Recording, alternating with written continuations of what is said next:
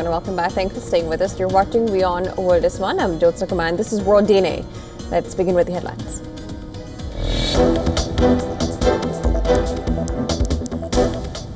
Swiss authorities say sparklers held under a foam-clad ceiling likely sparked a deadly blaze that killed 40 New Year's revelers in a ski bar, but the bar owner insists all safety standards were followed.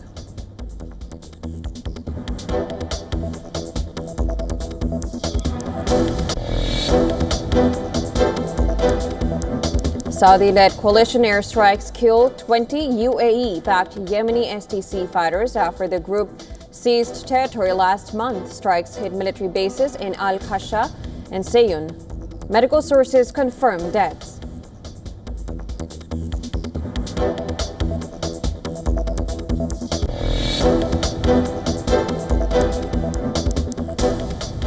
Iran's Foreign Minister Abbas Araghchi calls Donald Trump's comments reckless and dangerous after the U.S. president threatens to intervene over protests in Iran, saying demonstrations are mostly peaceful.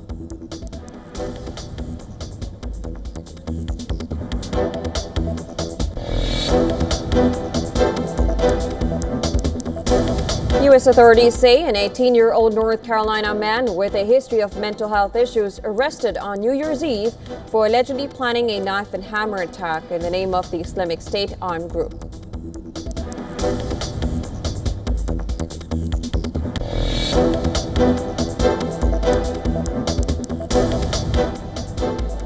Russian missiles strike a multi-story apartment building in Kharkiv in northeastern Ukraine, leaving the building in ruins and killing at least 2 people and injuring about 25 others. Russia denies the attack.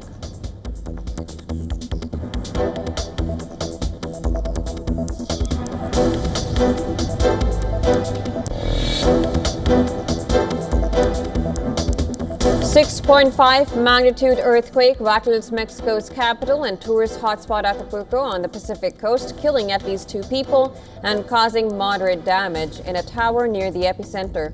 12 people were injured.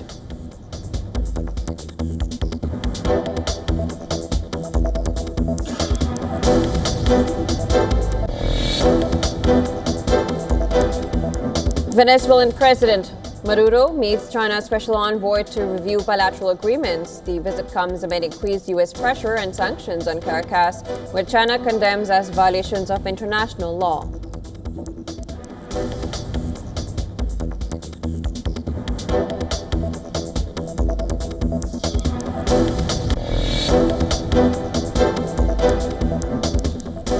A militia linked to Islamic State, the Allied Democratic Force, attacks 3 villages in North Kivu in Democratic Republic of Congo, killing at least 14 to 15 people and burning 13 houses.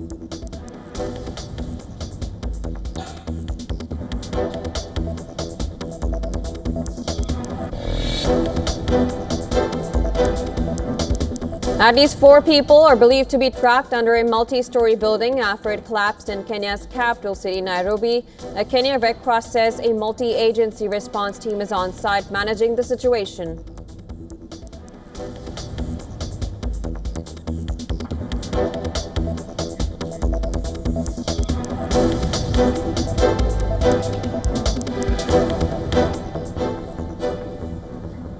And tensions are escalating in Yemen as Saudi-led coalition airstrikes killed at least 20 fighters from UAE-backed Southern Transitional Council. The separatist forces claim that strikes were an attack on their push for independence in the country's south.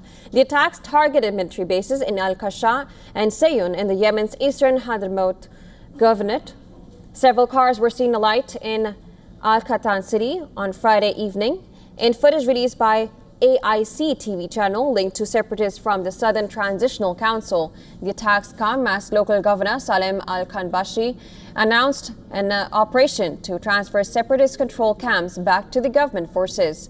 The move follows the STC seized swathes of territory last month, including oil-rich regions, displacing Saudi-backed National Shield forces.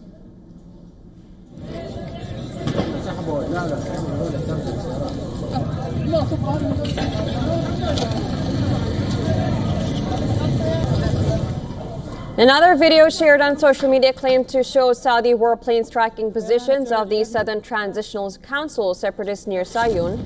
Armed men were seen taking cover behind makeshift trenches covered with sandbags as explosions were followed by thick smoke and flames on the mountainside.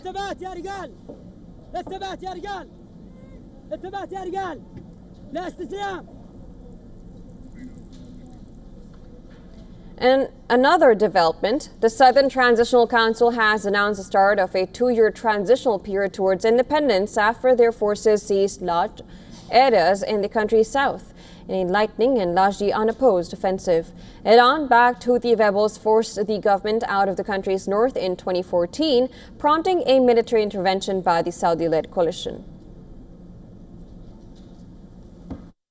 We announced the start of a transitional period lasting 2 years, and the Southern Transitional Council calls on the international community to sponsor dialogue between the concerned parties in the south and the north on a path and mechanisms that guarantee the rights of the people of the south within the specified timeframe. This will be accompanied by a popular referendum regulating the exercise of the right to self-determination for the people of the south through peaceful and transparent mechanisms consistent with internationally recognized rules and practices with the participation of international observers.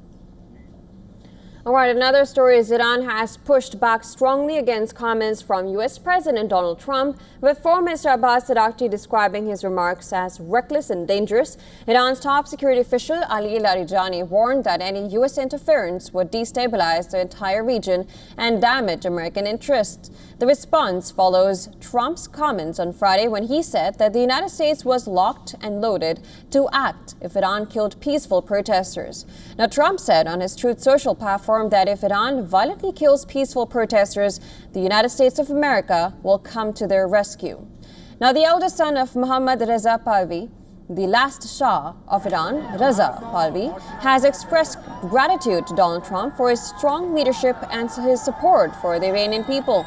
He said that the warning directed at leaders of the Islamic Republic has given Iranians renewed strength and hope, reinforcing the belief that a U.S. president is finally standing firmly with them as they risk their lives to bring an end to the regime's 46-year rule marked by chaos and terror. The remarks comes amid growing unrest across Iran. Protests and security forces clashed in several cities on Thursday, with at least 6 people reportedly killed. Now, the demonstrations began with shopkeepers in Tehran going on strike over soaring prices and economic stagnation, before evolving into a broader protest movement spreading to other parts of the country. The protests have affected at least 20 cities, largely in western Iran, according to media reports, though coverage remains limited and videos circulating online are very difficult to verify. Now, Iranian leaders have acknowledged public frustration over the economy. President Masoud Pezeshkian and other senior officials have said peaceful protests driven by economic hardship are legitimate and understandable. Iran's economy has been battered by years of international sanctions tied to its nuclear program, fueling high inflation and a sharply weakened currency. Pezeshkian said the government would be morally condemned if it failed to address the people's suffering. But still, the authorities have warned of a firm response to unrest.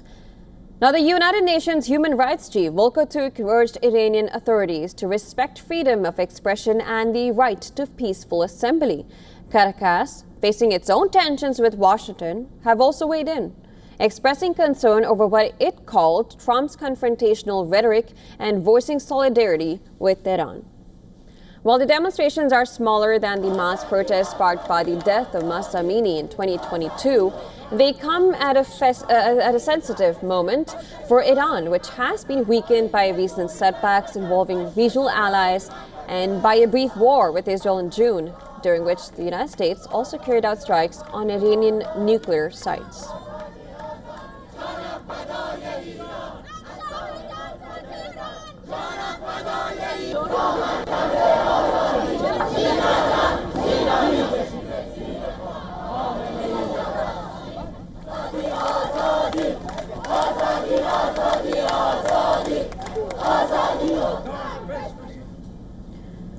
Now, U.S. authorities say they have foiled an alleged ISIS-inspired terror plot planned for the New Year's Eve. An 18-year-old man from North Carolina has been arrested and charged after investigators say he was preparing to carry out a knife and hammer attack on civilians. The Justice Department says the suspect had been under close surveillance and that the public was never in danger. The U.S. Justice Department has said that it has disrupted an alleged New Year's Eve attack planned by Christian Sturdivant, an 18-year-old from Mint Hill in North Carolina. And according to federal prosecutors, Sturdivant pledged allegiance to the Islamic State group and planned to attack a grocery store and a fast food restaurant in his hometown using knives and hammers. He was arrested on December 31st and charged with providing material support to a foreign terrorist organization. Sturdivant made his first court appearance on Friday and has not yet entered a plea. A judge has ordered him to remain in custody until a further hearing on January 7th. Investigators say FBI agents searching his home found knives, hammers, and a handwritten document titled New Year's Attack 2026, outlining plans to stab up to 20 people and attack responding police officers. Now, prosecutors say Sturdivant had been planning the attack for about a year and had communicated online in December with undercover FBI and New York Police Department agents whom he believed were affiliated with ISIS. He allegedly shared images of weapons and discussed details of the planned assault. Federal officials say Sturdivant had first come to the FBI's attention in 2022 when he was a juvenile and in contact with an ISIS member overseas. Well, no charges were filed at the time, and he instead received psychological treatment. Now, authorities say that once the alleged plot became clear, Sturdivant was placed under round-the-clock surveillance and was arrested before he could carry out any attack, adding that the public was never at risk. Federal prosecutors say the investigation highlights ongoing efforts to identify and stop lone actor threats before violence occurs.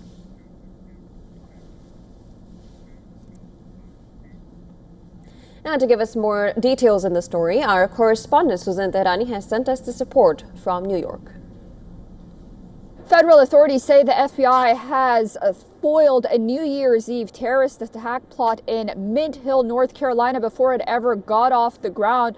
Officials arrested 18-year-old Christian Sturdivant, who prosecutors say was inspired by ISIS and had pledged allegiance to the terrorist group while communicating online with what he believed were ISIS operatives, but were actually undercover law enforcement agents.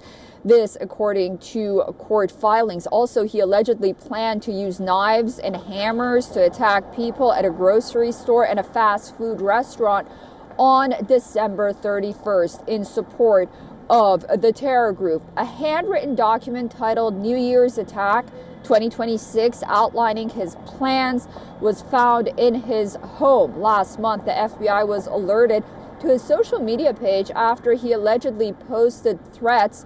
This again, according to those court documents that are now public. He's now charged with attempting to provide material support to a foreign terrorist organization, a federal crime that carries up to 20 years in prison if convicted. So what's next? Well, prosecutors will push to keep him detained as his case moves through federal court. And the FBI will continue assessing how he self-radicalized online and whether there were any broader contacts or influences tied to the plot. Susan Tehrani reporting from New York for WION World is One. Now, Russian missiles struck a multi-story apartment building in Kharkiv in northeastern Ukraine, killing at least 2 people and injuring 25 more. Denying any involvement, Russia has claimed that an explosion at the site was caused by Ukrainian ammunition. Now, photographs and videos posted online showed smoke rising from an area of destruction, with emergency crews making their way through rubble and large chunks of building materials. Regional Governor Ole Snehobov said a 6-month-old child was among the injured and feared the death toll can still rise as emergency crews continue to dig through piles of smoldering concrete and twisted metal. Drone footage film showed the devastation left following a Russian missile attack on the Ukrainian city of Kharkiv. And Ukraine's president, Volodymyr Zelensky, has called the attack heinous and said on social media that preliminary reports indicate 2 missiles struck the residential area.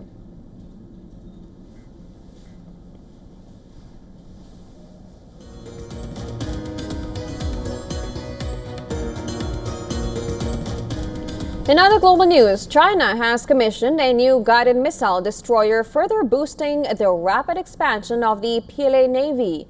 The warship, named Lodi, is an upgraded Type 052D destroyer featuring advanced radar weapons and network systems.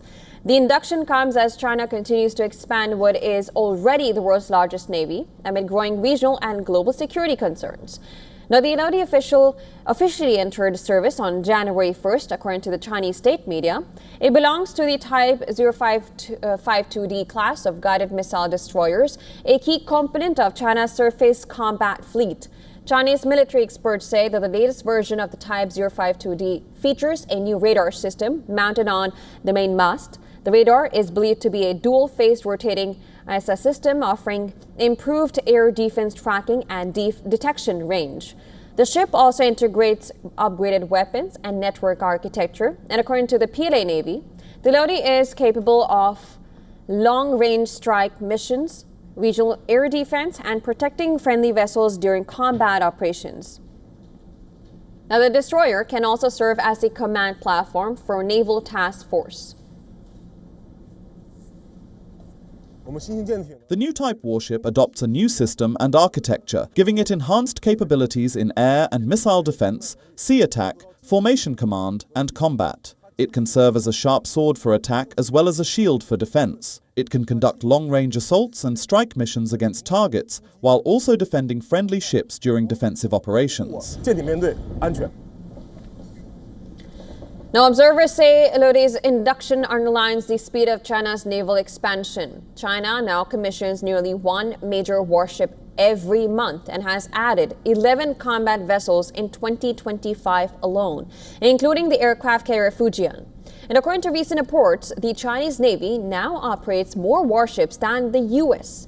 Between 2019 and 2023, China's major shipyards produced 39 warships with a combined displacement of over 500,000 tons beyond its own fleet. China continues to supply advanced naval platforms to allies as well. Last month, Beijing launched another Hangar-class submarine for Pakistan, part of a broader defense partnership in the region.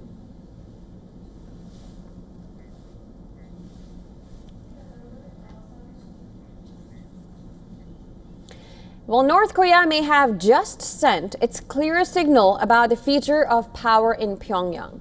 On the first day of the new year, the teenage daughter of Kim Jong-un made her first known visit to the regime's most sacred site. The Kumasusan Palace of the Sun, a move experts say is heavy with political meaning.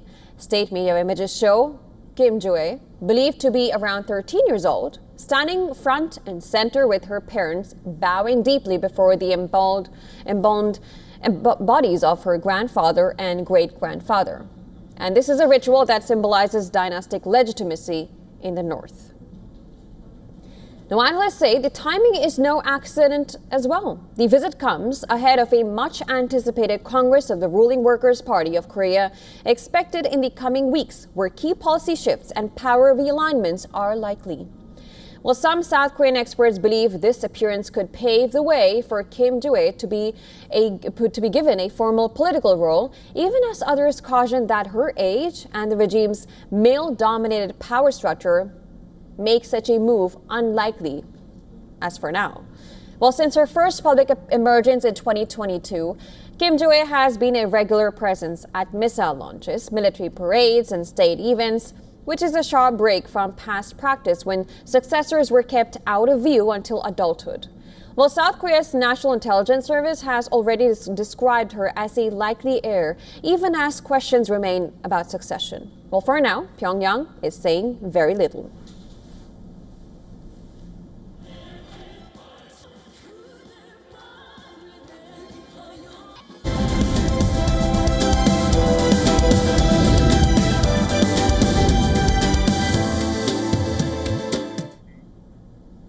In 2025, crude oil fell over 20% to post its deepest annual loss since 2020 on surplus concerns.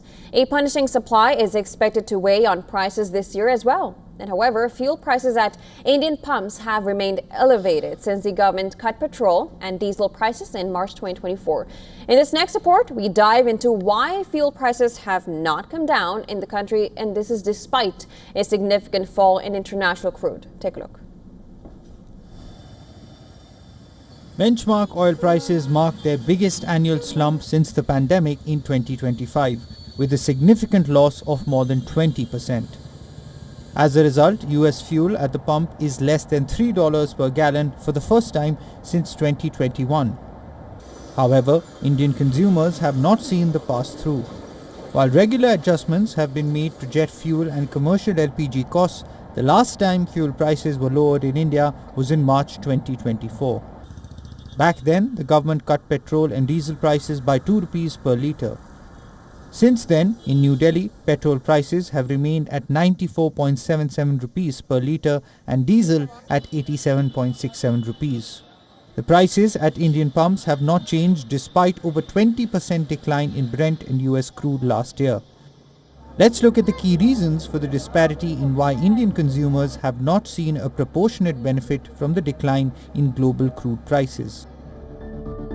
A large chunk, around 50 to 60% of the final retail price, goes towards taxes. The central and state taxes act as a barrier for the pass-through to the domestic market. The government manages to use the excess to control budget deficits, finance social programs, or compensate for losses sustained during periods of high crude prices.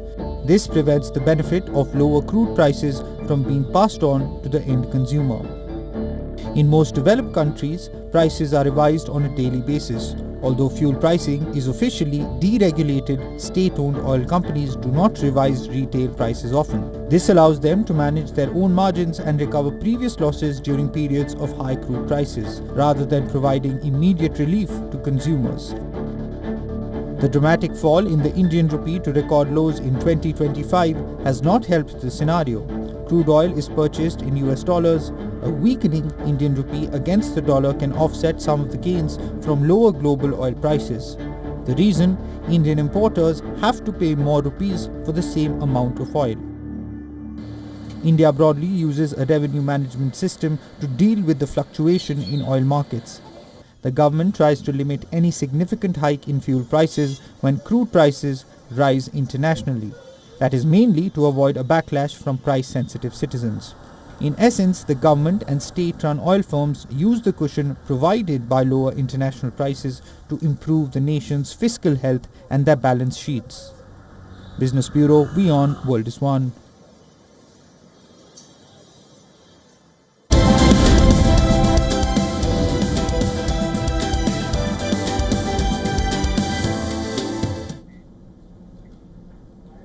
And the Asian Film Awards Academy has modified the format of its upcoming 19th edition. It has eliminated competitive categories and the red carpet ceremony. It has now opted for a scaled-back event that is focused on special honors following last year's deadly Hong Kong fire. A statement from the Academy read, "The 2026 ceremony will present special awards in a dignified and minimalist manner rather than proceeding with its traditional competitive format. The decision aligns with the Hong Kong Special Administrative Region government's postponement of official celebrations and its recommendation for a restrained approach to public events in the wake of the tragedy." The Academy emphasized that while the ceremony format has changed, its core mission remains intact. The organization expressed gratitude to filmmakers and partners for their support of the modified edition, stating that it will continue to work closely with all sectors to contribute to the future development of Asian cinema. The Asian Film Awards, which recognize excellence in Pan-Asian filmmaking, has been presented annually since 2007.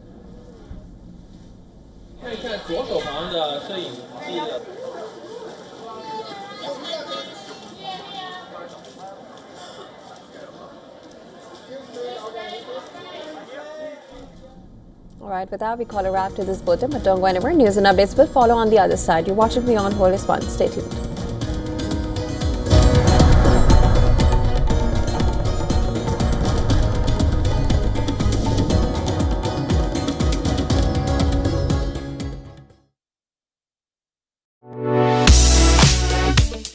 From Avengers Doomsday to Ramayana Part 1, know all about the big budget releases of 2026.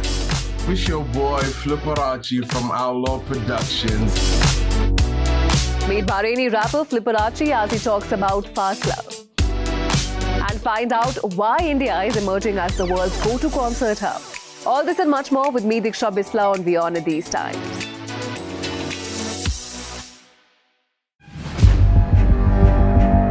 Where darkness hides behind every corner. Where the truth is stranger than fiction. A show that dives deep into the stories which shock and mystify. Unsolved murders. Psychopaths who defy explanation. International war crimes. And millions swindled in financial fraud. The victims, the accused, and the sinister plot. Prime Crime is your front row seat to darkness.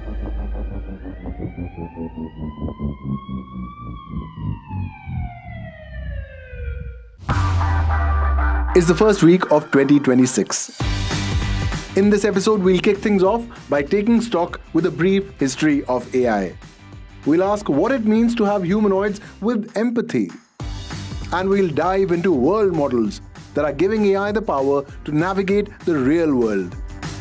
All these stories and more in this week's episode of Check It Out, only on WION at these times. WION, India's global voice, the channel that brings you the biggest stories from across the world through India's lens. Now available in more than 190 countries worldwide, because we believe that the world is one.